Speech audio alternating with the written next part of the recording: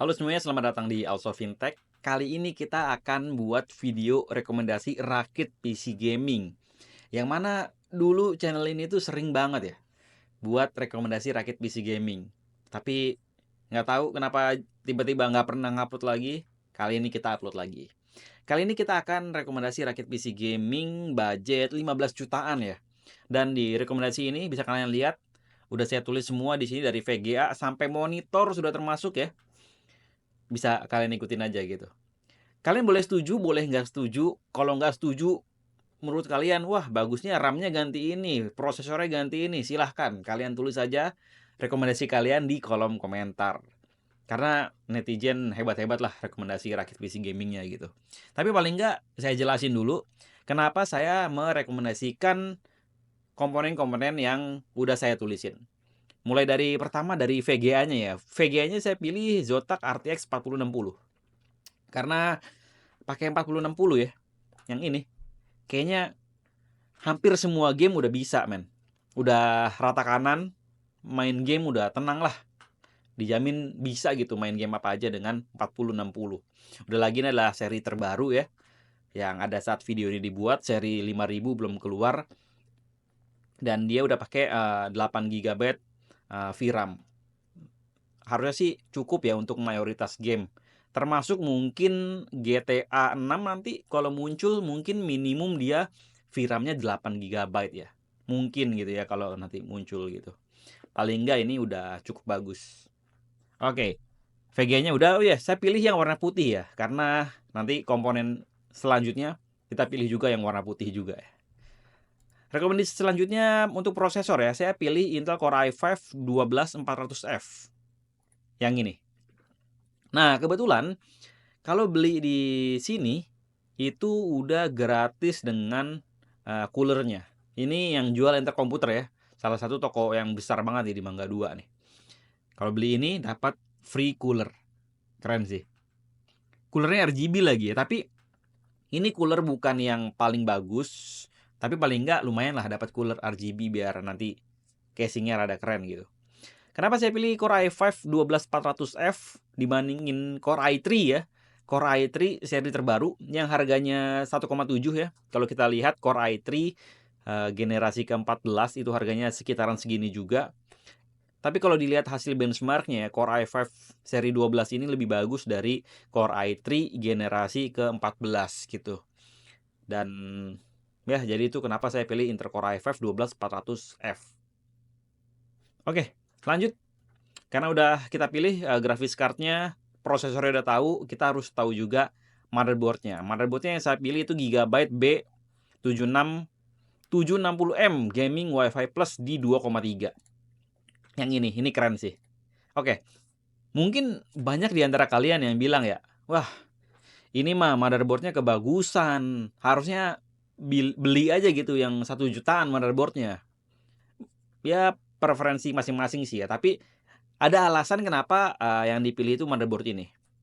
Yang pertama keren, ya kan? Coba kalian lihat heatsinknya yang di sebelah kiri kan, yang di sebelah sini. Ini keren banget sih.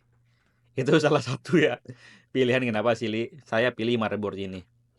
Heatsinknya bagus, harusnya pembuangan panasnya untuk MOSFET-nya bakalan cukup bagus. Dan selanjutnya kenapa saya pilih motherboard ini, dia udah mendukung DDR5.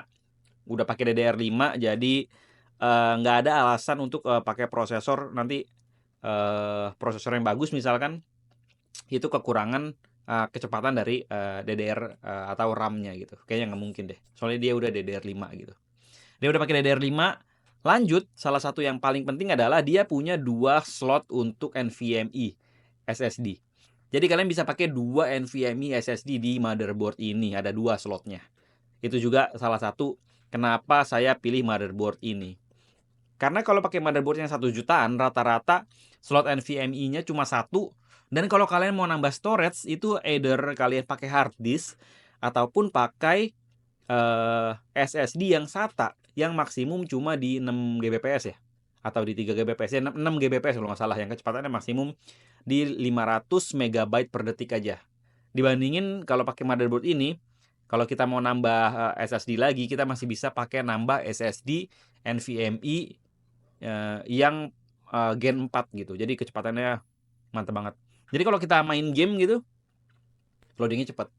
Lagi pula kalau harganya ya, NVMe Gen 3 atau Gen 4 dibandingin dengan SSD SATA, harganya nggak beda jauh gitu. Jadi mending pakai SSD NVMe aja ya, yang Gen 3 atau Gen 4, karena speednya jauh lebih cepat dan juga harganya kurang lebih mirip-mirip kayak SSD yang SATA.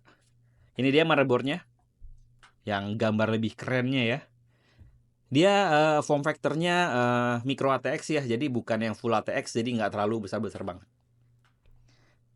Lanjut kita pilih yaitu RAM-nya. Saya pilih Adata DDR5 XPG Lancer Blade RGB, ini yang 32 GB ya. Yang ini dia.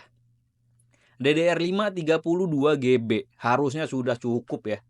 Untuk main game apa aja harusnya udah cukup ya. Sebenarnya sih 16 GB juga masih oke ya sebenarnya gitu. Tapi menurut saya sih kalau udah pakai 4060 tanggung aja rasanya kalau kita masih pakai 16 GB DDR4 gitu ya. Kita beli motherboard yang DDR4, pakai RAM DDR4 kayaknya tanggung aja gitu.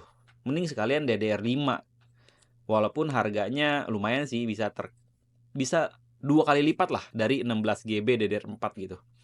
Tapi ya udah, nggak apa-apa 32 GB DDR5, paling nggak cukup lah untuk kedepannya gitu. Keren juga dia, warna putih juga ya. Kayak tadi ya kan. Kita pilih VGA-nya warna putih, motherboard-nya warna putih, RAM-nya juga warna putih dan ada RGB-nya. Oke, kita udah pilih RAM-nya 32 GB DDR5 dan kita pilih SSD ya. Dari sini bisa kalian lihat saya adalah tipe orang yang suka membagi penggunaan install OS dan juga install game. Kalau install game itu saya biasanya buat SSD sendiri atau di hard disk sendiri gitu. Nah, di sini saya bakalan rekomendasiin 2 SSD. Nah, itu juga kenapa saya motherboard-nya ini saya sengaja pilih yang punya 2 slot SSD. Jadi rekomendasi saya kalian beli satu yang SSD ini yang 500 GB ini untuk install OS, dan satu lagi yang 2 TB ini untuk install game. Jadi PC kalian itu bakalan paten lah pokoknya. Tapi ini cuma ini aja ya, opsional lah ya. Kalau kalian udah pakai SSD yang ini untuk OS, yang SSD kedua itu bisa diganti pakai hard disk sebenarnya. Tapi ya kalau punya uang tambahan mending pakai yang SSD 2 TB aja gitu. Biar loadingnya lebih lancar dan kedepannya ya game itu ratusan giga ya filenya. Gede-gede banget gitu. Paling nggak sekarang banyak banget game yang 20 giga ke atas, 50 gigaan. Jadi mending pakai SSD biar loadingnya lebih aman gitu. Lebih cepat juga loadingnya. Tapi ini opsional ya. Nggak dipakai juga nggak apa-apa. Misalkan kita hapus, dia jadi 14 juta harga totalnya. Tapi kalau kalian punya uang tambahan, saran saya dipisah antara install OS, aplikasi, dan juga install game. Jadi dipisah aja gitu. Tapi ini opsional sekali lagi. Tergantung kalian sukanya gimana. Kalau kalian nggak punya uang, pakai 512 GB dulu juga nggak masalah. Karena ya kalian install aja langsung semua gamenya di disk C gitu kan. Ya itu preferensi masing-masing sih. Nah, kita udah dapat komponen-komponennya. Kita udah kalkulasi juga penggunaan power supply-nya. Kurang lebih kalau kita pakai Core i5, dia pakai micro ATX, kita pakai GPU Nvidia RTX 4060, 32 GB ini karena belum update kayaknya ya. Nggak ada DDR5 nih, saya pilih DDR4 aja. Karena di sini nggak terlalu bermasalah soalnya RAM itu penggunaan dayanya nggak terlalu besar. Jadi nggak terlalu bermasalah di sini.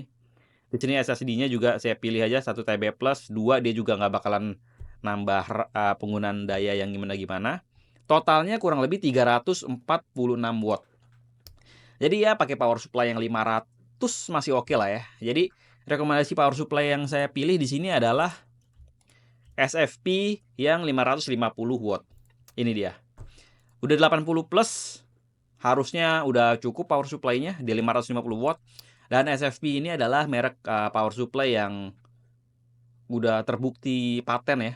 Saya udah pernah pakai beberapa produk SFP dan sampai sekarang masih bagus gitu. Walaupun sekarang PC-nya udah nggak dipakai lagi, nggak tahu kenapa nggak dipakai lagi, udah jarang dipakai, udah berdebu juga, udah jarang dinyalain, tapi power supply-nya masih bagus gitu, kalau dinyalain masih bisa. Nah, kita udah dapat semua komponennya, terus kita pilih casingnya. Nah, casing pilihan saya yaitu Armageddon Triathlon Pro 100 ATX. Sebenarnya casing bisa kalian atur aja ya, kalian pilih aja yang sesuka kalian gitu. Casingnya yang penting muat sama motherboardnya ya. Motherboardnya itu micro ATX ya, MATX. Asal muat, nggak terlalu masalah. Tapi kenapa saya milih casing yang ini? Karena airflow-nya cukup bagus ya. Dia langsung dapat 4 kipas, jadi 3 di depan, 1 di belakang.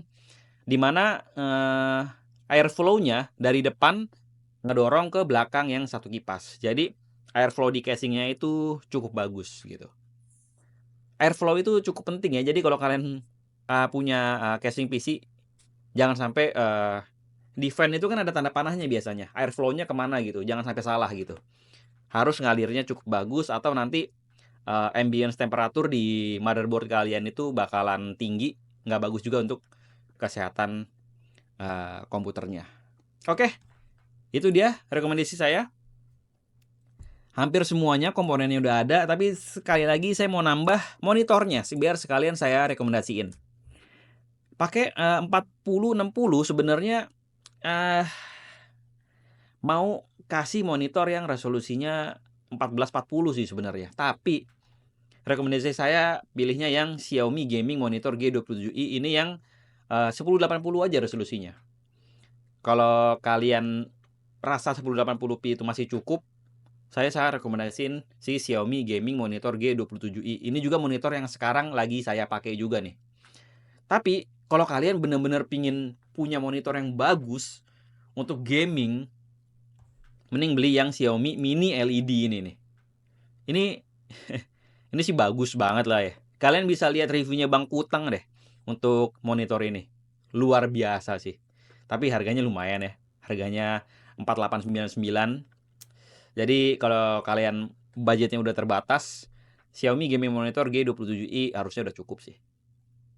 Itu dia semua rekomendasinya, totalnya kurang lebih 15.800.000. Ini rekomendasi saya untuk budget rakit PC gaming di 15 jutaan ya. Sekali lagi mungkin kalau kita hapus monitor sama SSD tambahannya itu kisaran 12 jutaan ya. Kan banyak juga tuh rekomendasi di YouTube ya untuk rakit PC gaming. Tapi paling enggak ya inilah rekomendasi dari Also Fintech kalau pingin rakit PC gaming udah sama monitornya dan ya kalau main game harusnya udah cukup lancar gitu. Tapi gimana sih performanya? Di YouTube itu udah ada ya beberapa orang yang pakai Intel Core i5 12400F pakai RTX 4060, dia ngetes di 20 game. Kalau nggak salah dia ini pakai DDR5 juga gitu. Kalian bisa cek aja langsung videonya, kalian cari aja di YouTube Core i5 12400F tambah RTX 4060 pasti bakalan keluar videonya gitu. Kalau kalian pingin lihat performanya. Saya udah lihat videonya, rata-rata game mainnya di rata kanan, tapi beberapa game itu ray tracingnya nggak dinyalain ya. Gambarnya udah bagus banget sih sebenarnya, udah paten lah. Hampir semua game bisa dimainin dengan sangat lancar. Oke, itu aja untuk rekomendasi rakit PC gaming Also Fintech. Kalau kalian nggak setuju, nggak apa-apa, kalian tulis aja di kolom komentar. Wah, kayaknya bagusnya yang kayak begini nih, ini lebih bagus menurut saya.